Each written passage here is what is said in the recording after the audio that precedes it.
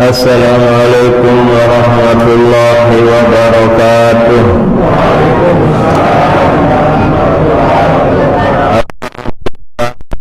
Syukur yang pelunggung kehadirat Allah. Salam kita sampaikan, niatkan kepada besar kita Nabi Muhammad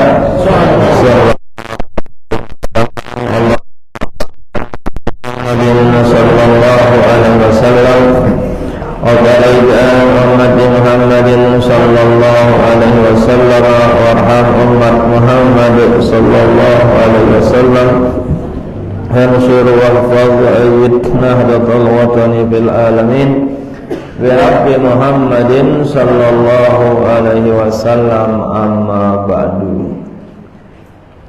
Para tokoh agama, tokoh masyarakat, tokoh pemuda, tokoh muslimat, hadirin hadirat jamaah pengajian yang dirahmati Allah. Sampailah pengajian kita pada malam niki babu adabil wudu.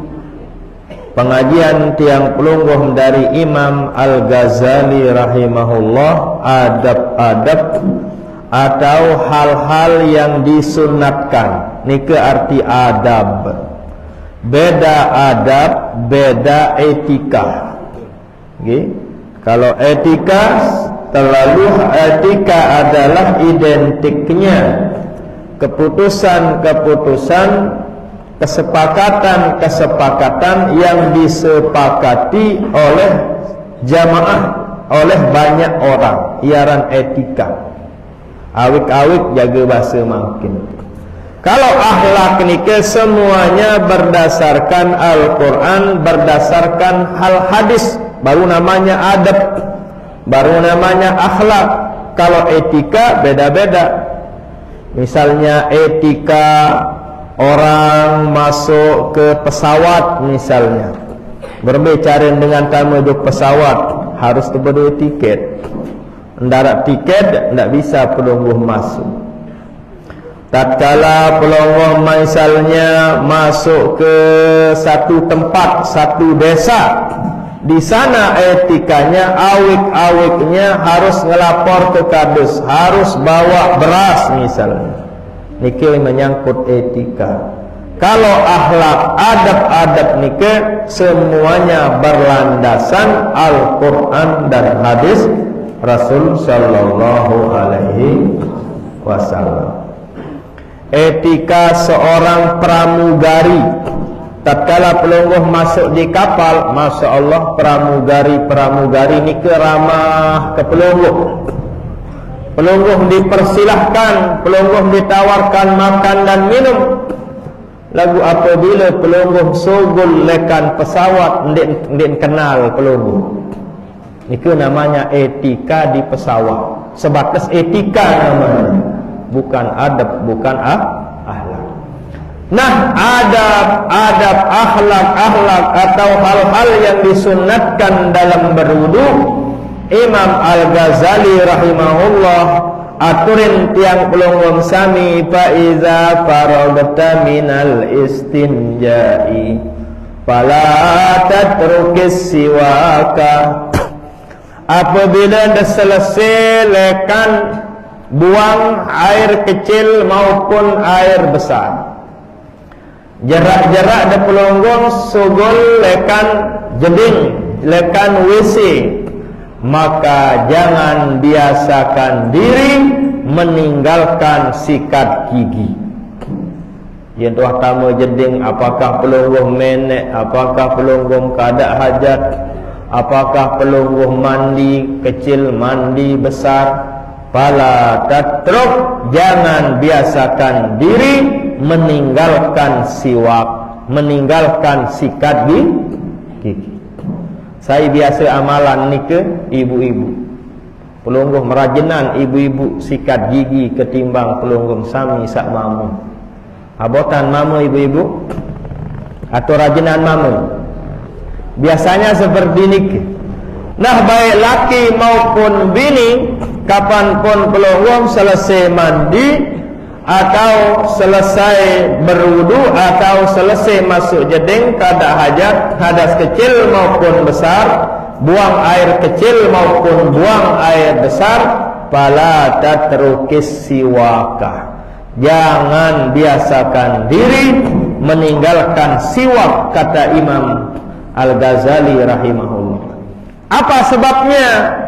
Pertama adalah fa innahu mitharatun lil fami, agar bersih mulut niki, gigi menjadi bersih, gusi menjadi sehat, lidah menjadi apa bahasa lamun lidah menjadi tidak terganggu pengecapannya. Ini hikmah yang pertama. Yang pelungguh dianjurkan untuk bersiwak, karena siwak nikah adalah mitharatun lil fami, untuk mensucikan, untuk membersihkan mulut. Kata dokter kalau banyak karang gigi yang nempel-nempel di gusi nikah, ciri tanda jantung pelungguh kurang sehat, ciri tanda jantung pelungguh kurang bersih. Ya tajah isi agama, tajah isi Imam Al-Ghazali, agar pelungguh bersihkan gigi nike, agar jantung pelungguh sehat. Kalau jantung nike sehat, berarti jasad pelungguh sehat. Kalau jasad pelungguh sehat, ibadah pelungguh pun kuat. Akan tetapi jika gigi tidak bersih, jantung pelungguh terganggu, kurang sehat jantung niki. Karena tugas jantung niki memompa darah. Ya, sebab lekat mengalir darah yang ada di jasad pelungguh, karena jantung niki masih memompa darah yang ada di jasad yang pelungguh sami. Nah, nikilah hikmah yang pertama, untuk kita dianjurkan bersugi, bersikat gigi untuk kesehatan. Menurut bahasa Jamak sila, itu namanya mitharatun lil fami, untuk kesehatan jasmani maupun kesehatan rohani. Yang kedua adalah wa marbatun lirabbi. Sikat gigi atau bersiwak nika merupakan syarat sebab tiang pelungguh mendapatkan ridhonya Allah Subhanahu wa ta'ala. Siapa yang menginginkan cepat mendapatkan ridhonya Allah, maka salah satu usaha yang dia lakukan adalah sering-sering bersiwak, sering-sering sikat gigi. Nike upaya, nike usaha agar segera cepat mendapatkan ridhonya Allah Subhanahu wa ta'ala.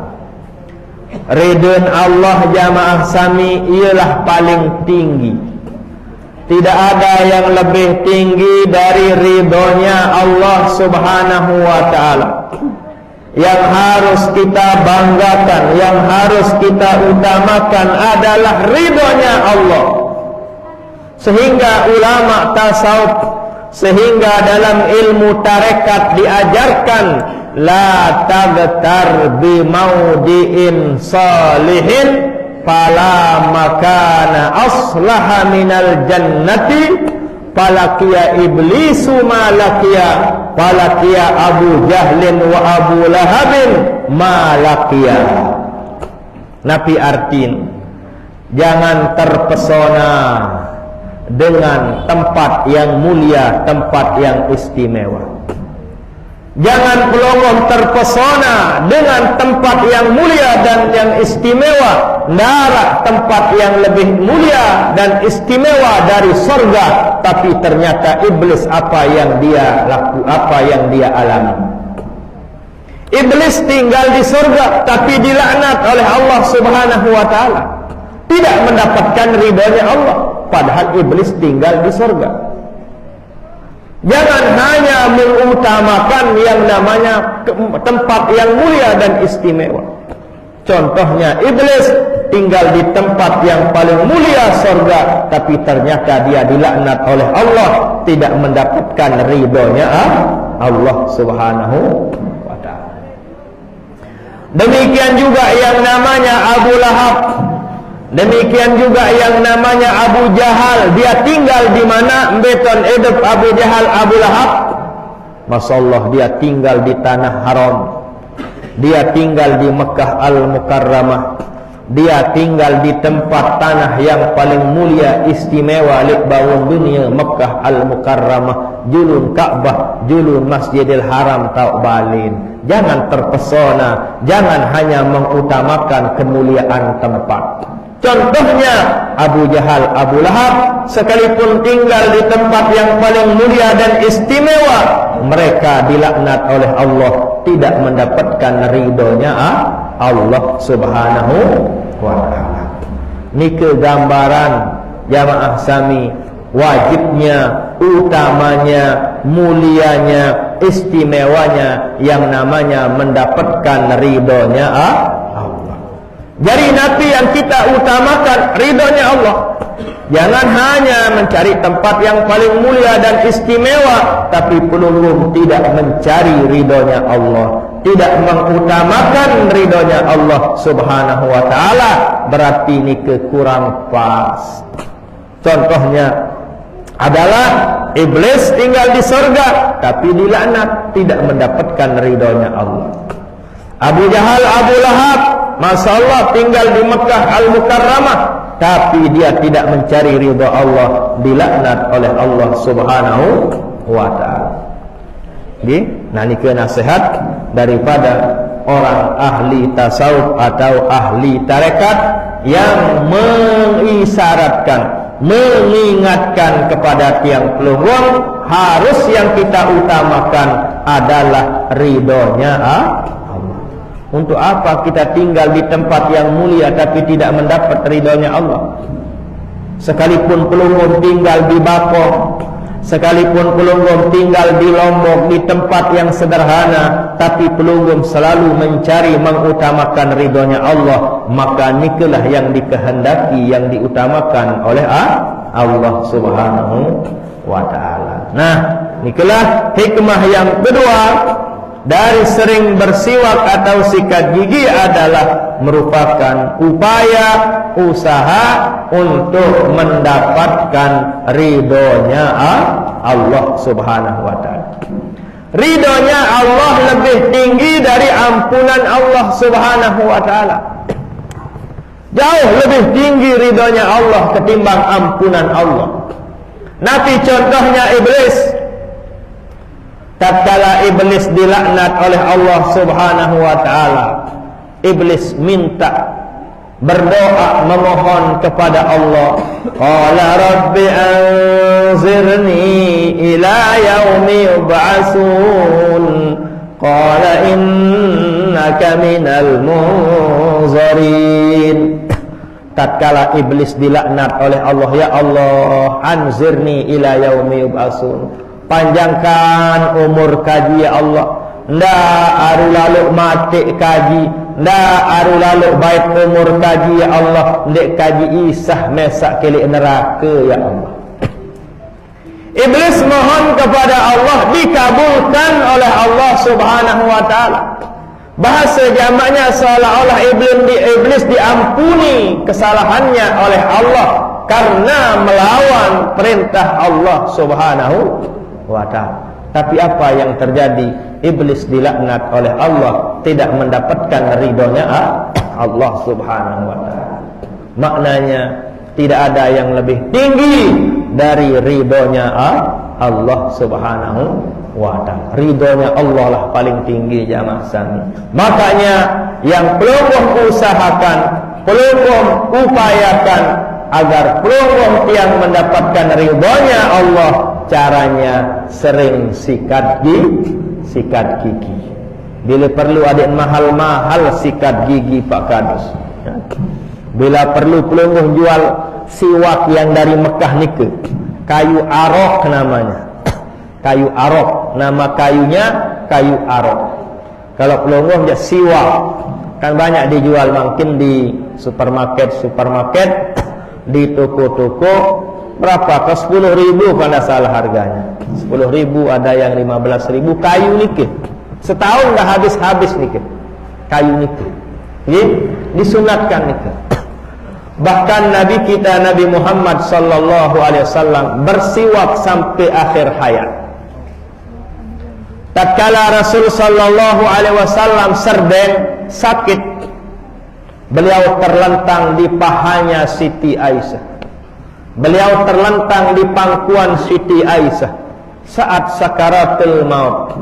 Saat desida Nabi lelah di akhir hayat, masuklah Abdullah bin Abbas membawa siwak. Beliau berisyarat, menunjuk pakai telunjuknya kepada siwak yang dibawa oleh Abdullah bin Abbas.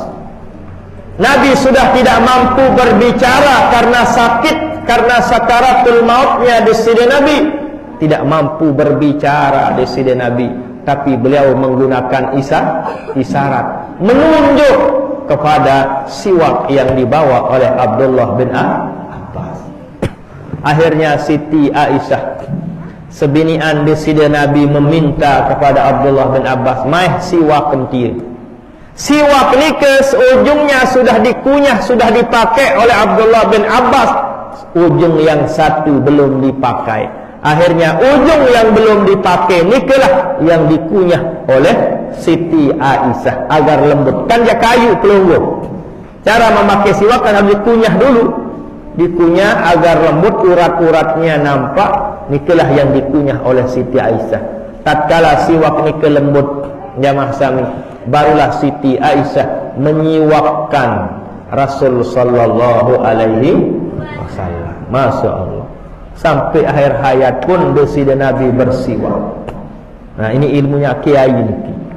Ilmunya kiai, ilmu tiang pelunggom sami, arak keluarga lelah sakaratul maut, tebacian Yasin 2-3 kali dekman mati, sila petuan siwa untuk membantu dia litashilil khurujir ruhi, untuk membantu orang yang sakaratul maut agar hendak sakit lalu, bantulah dia dengan siwa. Nggih, ini ilmu Pak Kiai. Sila Pak Kiai harus luwek beli siwa. Bila perlu satu orang sakaratul maut, satu siwa, ngono kan? Kalau sudah dipakai kan dibuang pelonggo. Satu siwa berapa harganya di sini? Bagi 10.000, 15.000. Karena ini ke sunnah jamaah. Sunnah menggunakan siwak semasa hayat sampai di akhir hayat, karena wa marobatun lirabbi, upaya usaha untuk mendapatkan ridhonya Allah subhanahu wa ta'ala. Ingat, ridho Allah paling tinggi. Wala tagtar biliqa'is salihin, faman aslaha min nabi sallallahu alaihi wasallam. Jangan hanya pelungguh berbangga, terpesona dengan bertemu dengan orang-orang saleh.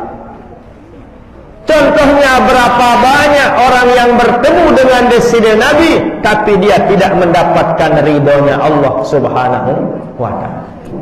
Arak dengan salehan kaji desida Nabi, tidak ada. Abu Jahal, Abu Lahab, sahabat kafir, para kafir Quraisy bertemu dengan Rasul sallallahu alaihi wasallam tapi tidak mendapatkan ridhonya Allah. Maka tidak ada artinya bertemu dengan orang saleh kalau tidak mendapatkan ridhonya Allah subhanahu wa ta'ala. Wala taghtar bi kasratil ibadati, faman aksara ibadatan min Bal'am ibnu Ba'ura falaqiya ma laqiya. Didik berbangga, jangan terpesona hanya dengan banyaknya ibadah tanpa mendapatkan ridhonya Allah. Contohnya ndarak dengan rajinan ibadah kance iblis, kance Bal'am ibnu Ba'ura.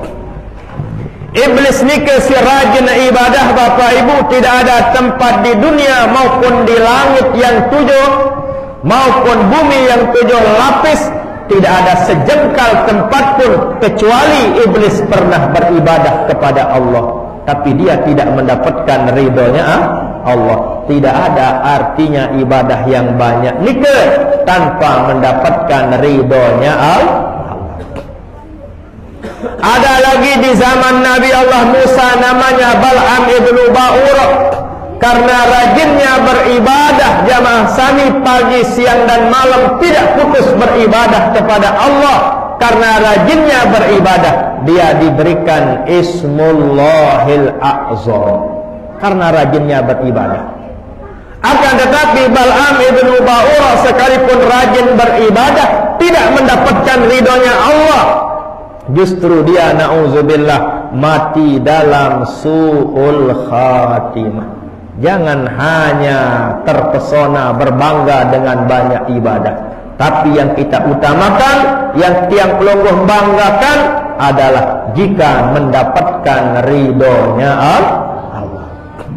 Ndarak kena telua ibadah marak Bal'am, ndarak kena ibadah marak iblis, semua langit bumi pernah bersujud kepada Allah tapi tidak mendapatkan ridhonya Allah.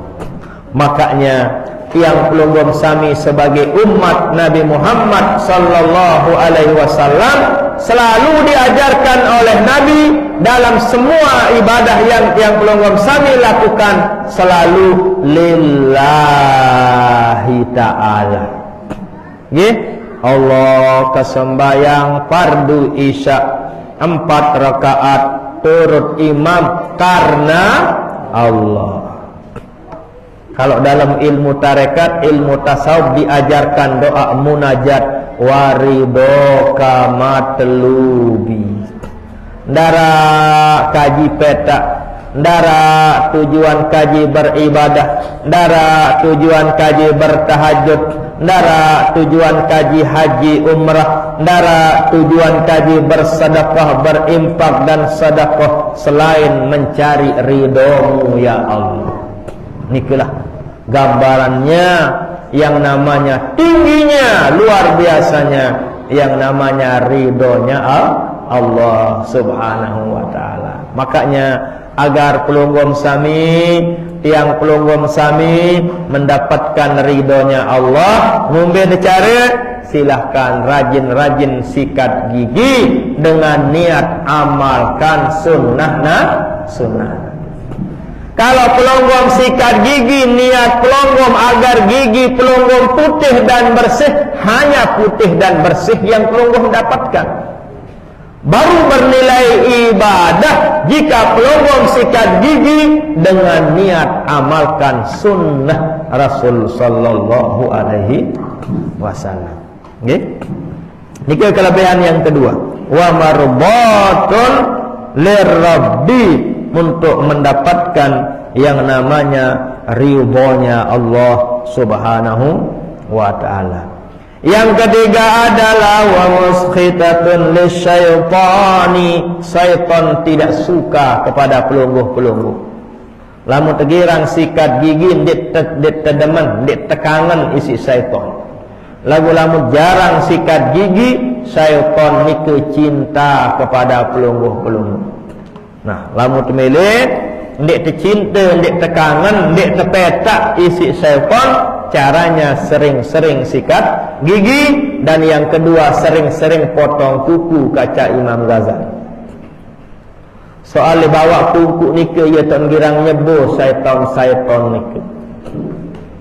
Makanya kalau orang kerasukan, nah petak setan note bawa kuku lain nyebo. Lamun pelungguh tahu, lamun nggih. Lamun dia tahu jangan dia tahu arah. Makanya Imam Ghazali, tatkala Imam Ghazali berkhalwat, tatkala Imam Ghazali suluk menempuh jalan untuk mengenal Allah secara makrifat, hakul makrifat, yang beliau bawa adalah pemotong kuku, pisau maje bahasa tiang pelungguh. Yang beliau bawa adalah ceret, alat untuk berwudu. Yang beliau bawa adalah tongkat untuk membantu perjalanan beliau. Nah, pelungguh-pelungguh yang makin terajin-rajin polong kuku sila. Nggih, paling kurang sekali seminggu polong kuku. Mbeta terbagus pelang kuku, paling bagus kelemak Jumat. Saya biasa andirin kata Sayyid Bakri Sapo dalam I'anatul Talibinnya. Saya rajin istiqamah bilang pagi Jumat potong kuku. Potong kuku. Ia tan aturan pelang kuku. Saya 2, 3, 4, 5 6 pitu balu siwak 10. Ia aturan. Lamun naik dengan kanan, kelingking kanan terus sampai ke kelingking kiri, lamun lek kaki, lamun lek naik. Nabi hikmahnya kalau pelungguh potong di pagi Jumat, pelungguh akan diberikan ilmu dan rezeki. Nah, saya milih murah rezeki, rajin-rajin polong kuku ke jeluju Jumat. Ibu-ibu pelungguh bija jari pelungguh yang sekolah silahkan potong kukunya di pagi Jumat. Ustaz-ustaz, guru-guru yang ngajar di sekolah maupun madrasah silahkan periksa kukunya di pagi Jumat. Lalu apabila pelungguh potong kuku hanya di hari Kamis doang, pelungguh hanya dimurahkan rezeki. Lagu lamun jelo Jumat, rezeki dilancarkan, ilmu juga akan ditambahkan. Inilah kemuliaan potong kuku di hari Jumat. Pelungguh jelo apa tu tergilang melang kuku. Tahu ndek bagus jelo Selasa, jelo Kamis, jelo Sabtu ndak bagus ni ke.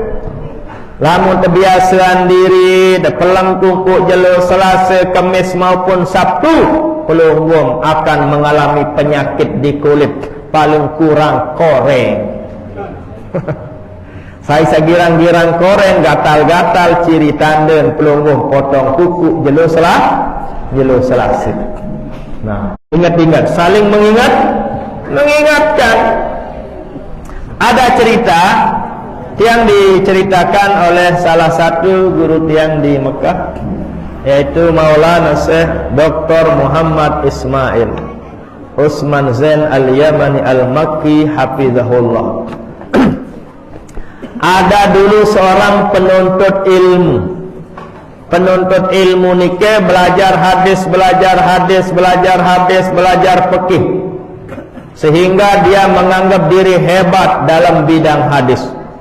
Kalau hadis daif tidak mau dia amalkan hadis daif, harus hadis sahih, harus hadis hasan. Lamun hadis daif tidak perlu diamalkan. Akhirnya di dalam hadis daif nike dijelaskan saya potong kuku jelo Selasa asabatul baros. Saya biasa andirin potong kuku hari Selasa dan alami penyakit baros, penyakit berong, penyakit kulit, penyakit kusta, penyakit bahaya. Akhirnya dia niatnya ingin melawan hadis. Ada masih dua hadis daif Selasa dan pelang kuku. Pokok Selasa pelang kuku, ada masih dua hadis daif dan hadis sahih pelang kuku. Akhirnya nabi yang terjadi, dia terjangkit dengan penyakit kusta, penyakit kulit jamaah sam, penyakit berbahaya, na'udzubillah. Alhasil karena lamanya sakit di sanalah dia bertaubat jamaah sam. Karena niatnya potong kuku jelo Selasa, niatnya melawan hadis dhaif. Hadisnya harus sahih. Aduh lamun dhaif dia do keme polong wah. Akhirnya diuji, ditegur oleh Allah Subhanahu wa taala dengan mengalami penyakit kusta, penyakit kulit. Karena dia bertaubat kepada Allah Subhanahu wa taala, didatangilah dalam mimpi oleh Rasul sallallahu alaihi wasallam. Alam yakfika fil hadisi ismi Muhammad sallallahu alaihi wasallam. Tetegur nisi di sini Nabi lekan dalam mimpi. Saya ingkari hadis dhaif. Apa ini tetegur sidi Nabi? Penuntut ilmu. Dengan rajin belajar hadis, apa din cukup elek hadis senuh ar-aran ketu sabda Nabi. Kan setiap kita baca hadis qala Rasulullah sallallahu alaihi wasallam. Dem cukup sino menok. You ni tertegur isi desida Nabi lek dalam mimpi. Semakin dia bertaubat, semakin dia mohon ampun maaf, semakin dia memperbanyak membaca selawat kepada Rasul sallallahu alaihi wasallam. Alhamdulillah dia diberikan kesehatan. Jeran sembuh dia dari penyakit kusta, penyakit kulit niki. Makanya tidak boleh pelungguh meremehkan hadis dhaif. Kita kanggu nanti pelungguh ditegur oleh Allah Subhanahu wa taala. Ada dulu ini yang cerita di masa Syekh Hasan Al-Masyad. Yang diceritakan oleh muridnya Syekh Hasan Al-Masyad namanya Al-Maghfurullah Maulana Syekh Ahmad Jabir Jabran Mufti Asy-Syafi'i rahimahullahu ta'ala. Terjadinya di zaman Syekh Hasan Al-Masyad. Tiang dek mau berdaitkan Syekh Hasan Masyad, tapi mau ke ngaji di murid-murid Syekh Hasan Al-Masyad, termasuk murid Syekh Hasan Masyad yang paling alim, yang paling hebat, yang paling keramat yang tiang jumpai. Tempat tiang ngaji hanya 5 tahun.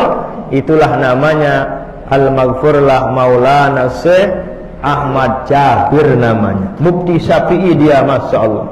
Jadi mufti di Mekah Al-Mukarramah karena alimnya dalam fikih dan ilmu usul fikih. Luar biasa beliau. Nah, nikah yang bercerita dulu di zaman Syekh Hasan Al-Masyad ada orang yang penyakit kulit Bapak Ibu.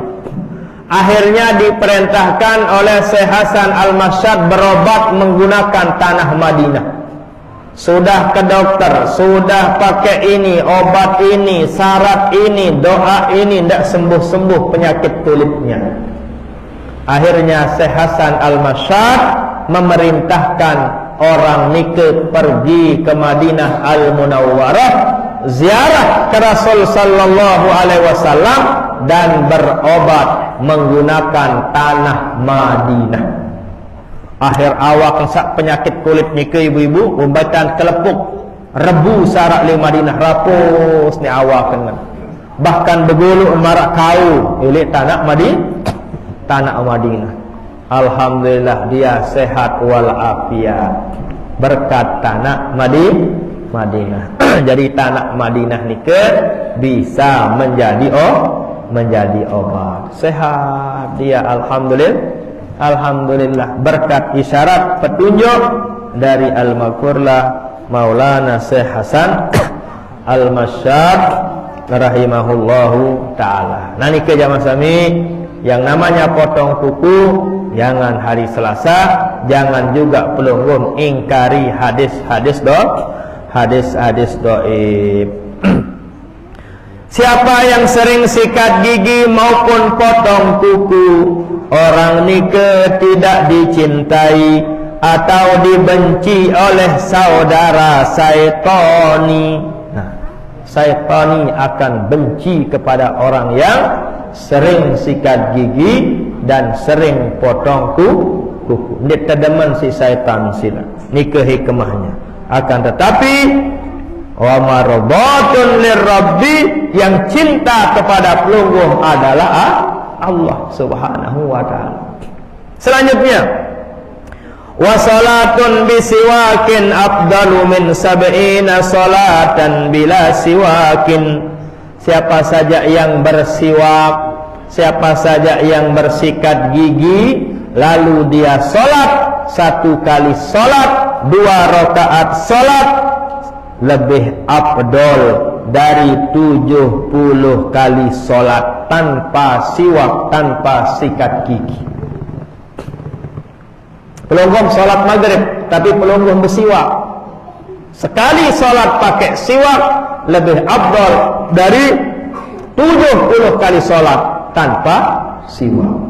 Kalau berjamaah hanya 27 kali derajatnya, kelebihannya.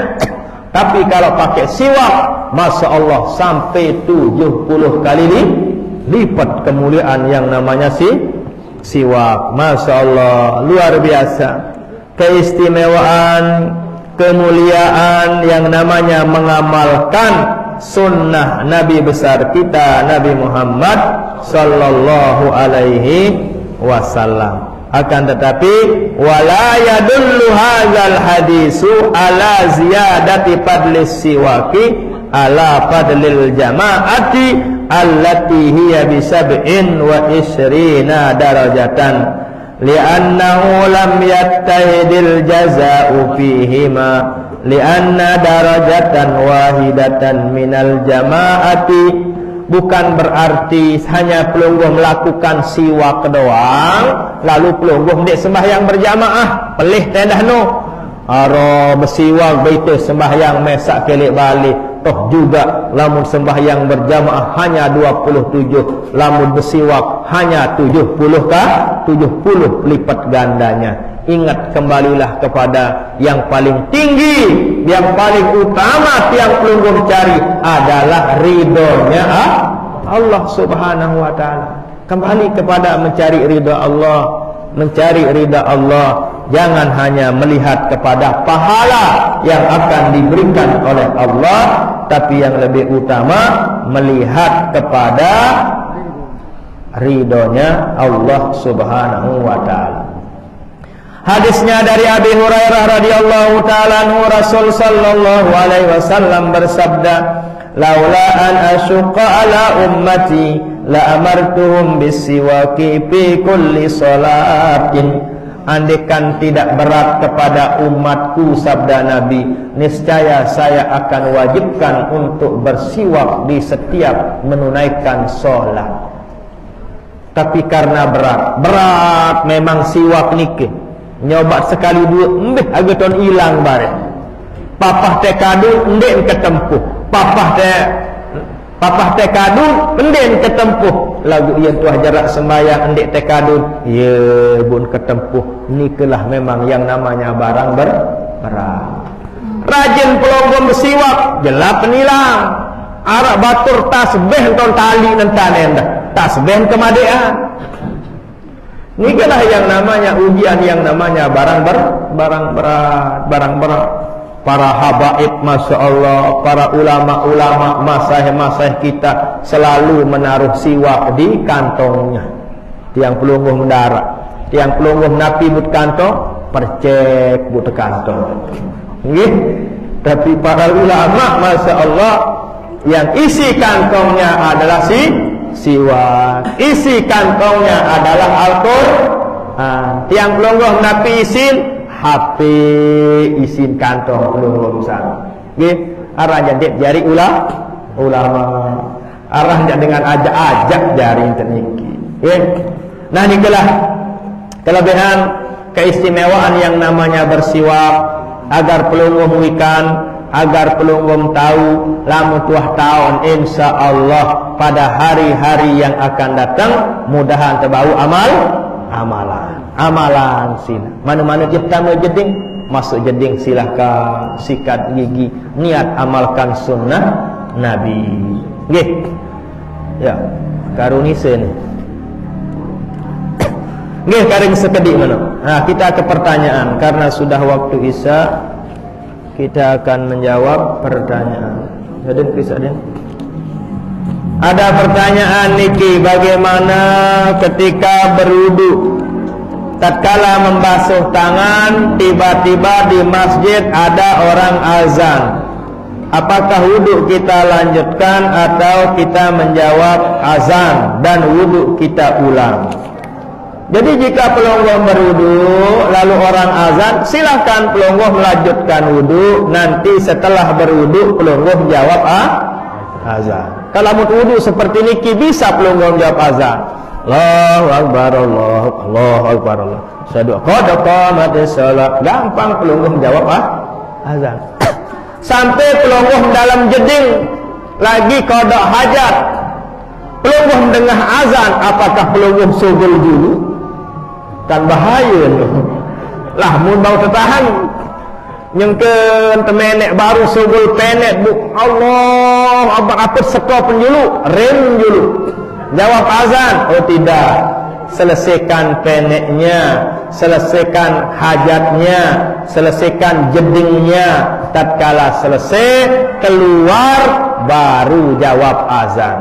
Bagaimana cara menjawab azannya? Tinggal pelunggung kejar dia. Tatkala pelunggung sugul lekan jeding, azan sudah, hayya 'alas shalah. Ke pelunggung jawab dengan Allahu Akbar. Allahu Akbar, Allahu Akbar, Allahu Akbar, Allahu Akbar. Asyhadu an la ilaha illallah, asyhadu an la ilaha illallah, asyhadu anna Muhammadar Rasulullah, asyhadu anna Muhammadar Rasul. Marak nikah tante jawab azan. Jika gimana?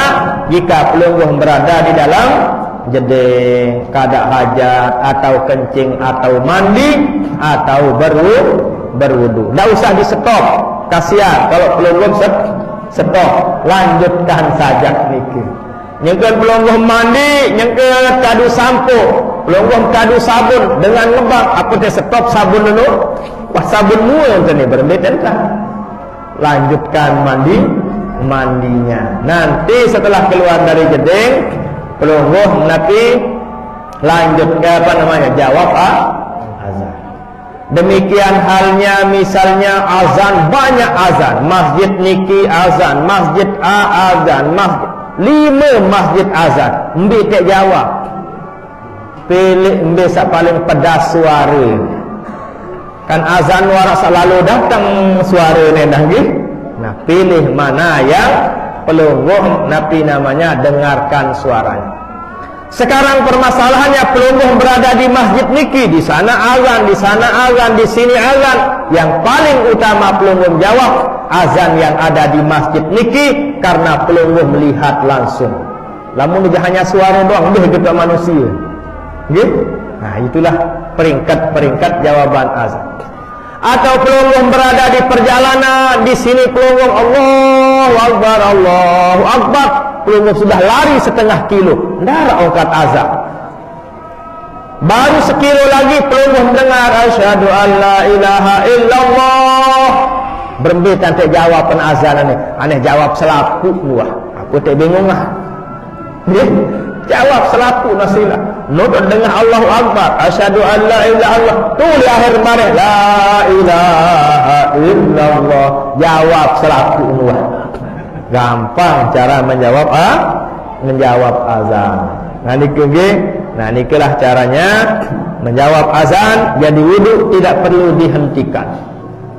Andaikan ada orang misalnya tatkala dia berwudu, membasuh muka, membasuh tangan, dia berhenti berwudu. Nabi sebab berhenti wudu karena anak lebih lain pelai, atau karena HP-nya ketinggalan, atau satu dan lain hal yang bersifat biasa maupun luar biasa. Bagaimana nikah? Tidak perlu diulang dari awal, tinggal dilanjutkan. Ngerti belum kok? Misalnya begini, tiang berwudu, mana bahasa contohnya? Tiang basuh muka di bako, tiang basuh tangan di pondok pesantren, okay? Tiang basuh kepala di Pertamina, tiang basuh kaki di Peraya. Asah wudu tendah marak menu. Kenapa asah? Karena melakukan tertib dan meninggalkan mualat. Mualat itu sunat, tertib itu wajib. Dia kena tertib, arti tertib muka dulu baru tangan. Tertib aran nike. Kepala dulu baru kaki, tertib. Rukun wudu. Rukun wudu nike. Nggak bisa ditinggalkan, wajib hukumnya. Tapi kalau mualat berturut-turut sunat. Berturut-turut, mana maksudnya berturut-turut? Tatkala pelunggung membasuh muka, di deman kering basuhan muka, langsung pelunggung basuh tangan. Sunat hukumnya. Gitu? Akan tetapi jika muka pelunggung sudah kering, contohnya seperti yang tadi, pelunggung basuh muka di bakong, basuh tangan di Pertamina, basuh kepala di Peraya, basuh kaki di Sakra. Sah. Kenapa sah? Pelunggung hanya meninggalkan sunat. Pelungguh hanya meninggalkan mualat, tidak meninggalkan tertib. Jadi kira-kira pelungguh, ini ke perbedaan antara mualat dan tertib. Okay? Jadi tidak ada di masalah membasuh muka, membasuh tangan, lalu mati kompor dulu si ibu-ibu nyekun berwudu, tatkala membasuh kepala ingat astagfirullahalazim, lupa mati kompor, lalu mati kompor, matikan keran, mati kompor. Apakah pelungguh mungkin akan mulai wudu dari awal atau lanjutkan setelah basuh kepala, basuh telinga? Jawabannya adalah lanjutkan. Tidak usah diulangi dari awal, lanjutkan sudah. Tinggal basuh telinga sampai basuh kaki. Jelas nikah? Nah, nikah namanya mualat, hanya meninggalkan mualat. Nikahlah hukumnya jika pelungguh berwudu dan pelungguh memutuskan wudu. Kecuali lamun tengentut, ya wajib untuk ulang lekan awal pelungguh. Tapi hanya sekedar berhenti, sekedar kemondok, tidak jadi masalah. Tinggal pelungguh lanjutkan. Okay? Tapi kalau pelungguh basuh ke tangan dulu, baru basuh muka, batal total. Niki, nah niki makna daripada penanya nikah, apakah wudhu kita lanjutkan atau kita berhenti menjawab azan, setelah azan wudhu kita ulang atau kembali. Inilah rincian hukum bagi orang yang berwudhu seperti yang tiang jelaskan tadi. Niki saja pertanyaan nggih. Nah, tatkala mari kita akhiri pengajian dengan kita berdoa. Alhamdulillahirabbil alamin. Wassalatu wassalamu ala asyrafil anbiya'i wal mursalin nabiyina Muhammad abil qasimil amin wa ala alihi wa sahbihi ajma'in. Allahumma faqihna fid-din waj'alna min ibadikas salihin waj'alna min ulama'ikal aminin wa awliyaikal muqarrabin indaka ya rabbal alamin. Waj'alna li ada'i fara'idika minal mu'addin wa li sunnati Rasulillah sallallahu alaihi wasallam minal muhtamin wa li na'maika minasy syakirin wa li bala'ika minas sabirin wa li jannatika dakhilin ya rabbal alamin. Rabbana taqabbal minna innaka antas samiul alim, tub alaina innaka antat tawwabur rahim, wastajib du'aana wa balligh maqasidana innaka jawadun karim. Rabbana atina fid dunya hasanah wa fil akhirati hasanatan wa qina adzaban nar. Subhana rabbika rabbil izzati amma yasifun wa salamun alal mursalin alhamdulillahi rabbil alamin. Sirul Fatihah.